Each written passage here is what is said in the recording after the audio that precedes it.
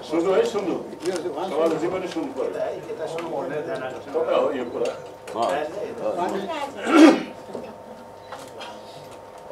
यो मलाई लाग्छ हाम्रो फाइनल गरे तपाईले भन्ने आइरहेछ मिलाएर भन्नुहोस् सुन्नु सुन्नु म भनिहाल्छु केही छैन हाम्रो मभन्दा पहिले धेरै साथीहरूले भन्नुभयो इमिडिएट पहिले चाहिँ हाम्रो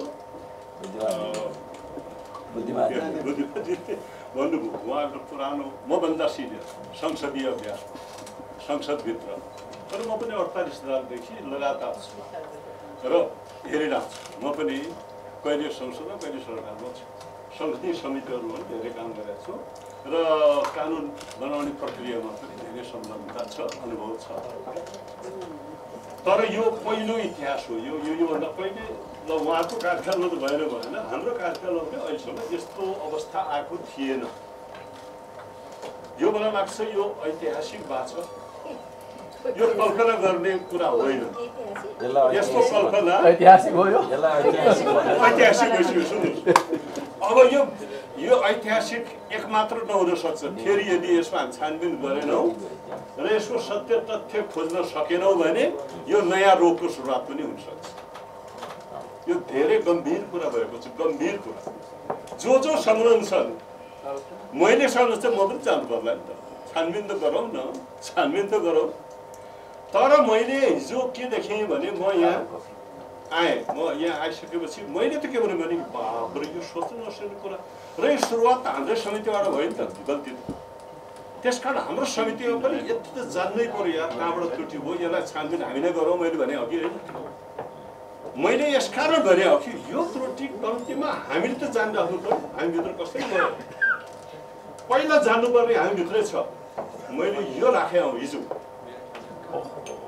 तर साथीहरूले के भन्नु भने हामीले बनाएर के हुन्छ हामी त माथि जानुपर्छ भन्नुभयो र मैले आज आएर हो रहेछ हामी त माथि नै रहेछ तर हामीभित्र पनि यो त के हो भनेर जान्न किन नहुने हामीभित्र गऱ्यो भने त हामीभित्र यदि उसलाई किन लेख्यो भनेर यो पनि थाहा हुन्थ्यो नि त त्यस कारणले मेरो त इमान्दारी साथ म अझै पनि के भन्छु भने हामीभित्र यदि केही भएको हो भने थाहा हुन्छ हामीभित्र पनि एक खेर छलफल गरौँ मन्त्रीहरूलाई पनि बोलाउँ जो यसो संलग्न थिए सबै बस्यो भने त फ्याट थाहा भइहाल्छ नि यसैभित्र खोजाइ पहिला भन्दाखेरि साथीहरूले भन्नुभयो र अब बन्ने हो कि होइन अब हेर्दैछ अनि यो पनि बन्नु नबन्ने उताबाट त्यो पनि अपराधबाट पास भइहाल्ने स्थिति आइदियो भने के हुन्छ हेर्नुहोस् कति गम्भीर ठाउँमा हामी पुग्दैछौँ त्यस कारण यसको छानबिन हामीभित्र त पहिला गरौँ भन्ने लागिरहेको थियो मलाई त्यो हुन सकेन भन्छु सबैको सहमति के भयो संसदमै हेरौँ अब उच्च स्तरीय भन्दैछौँ ल त्यो त बन्नु पर्ला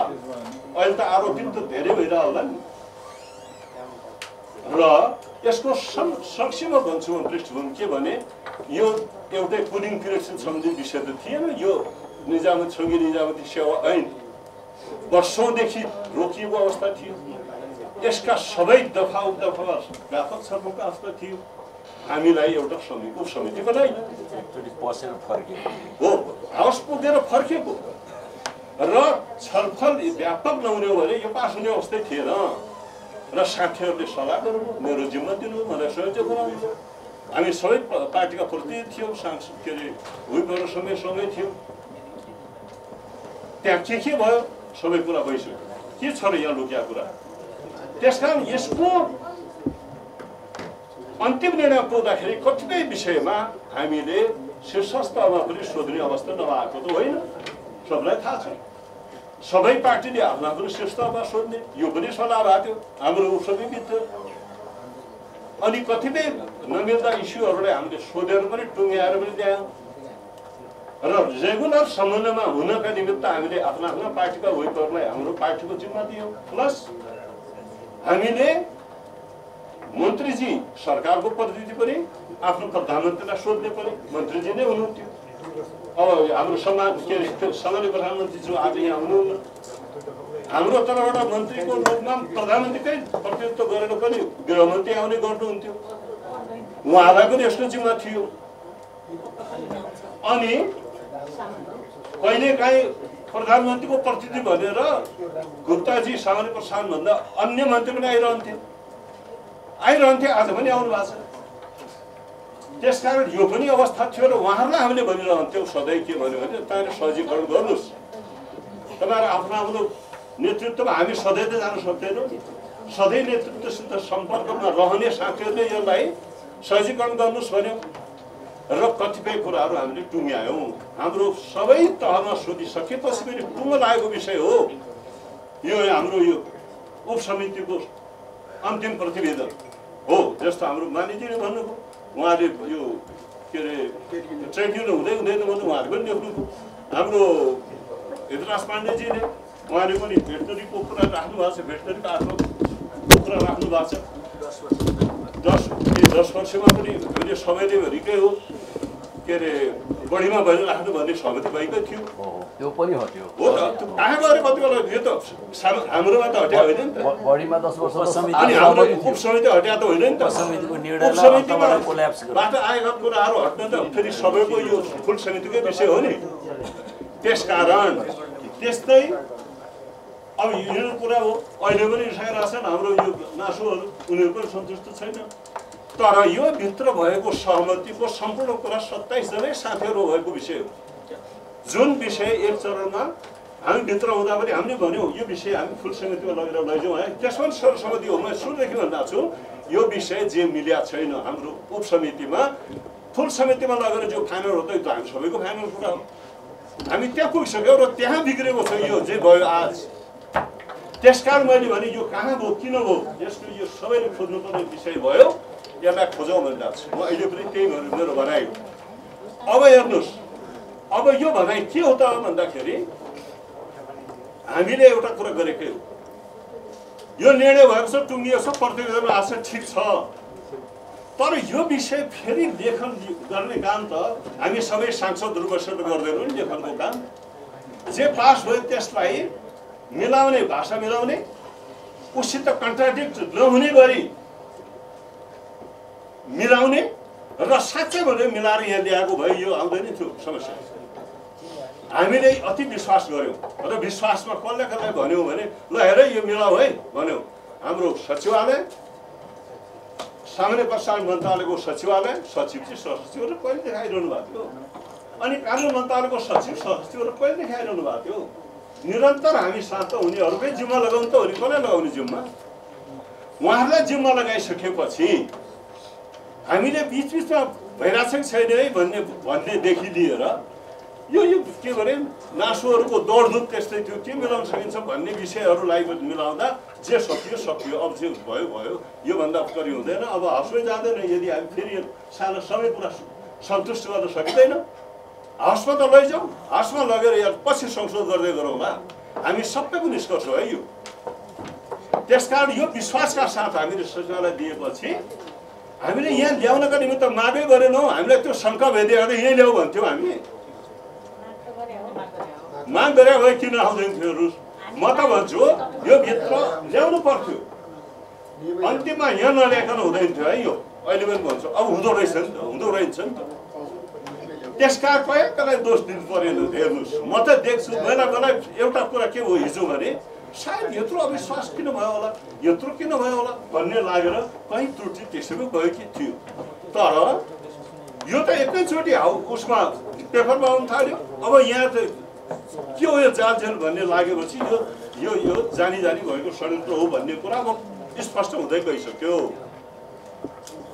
अब यत्रो त्रुटि जसलाई हामीले 2 वर्षसम्म कुनै कुरा रहन्छ भन्यो, अर्कोले त्यसलाई नरहनेसम्म गर्दा पनि एउटा लाखोले बुझ्ने कुरा थियो। हामी कहाँ आयो त सुध्रिन्थ्यो होला।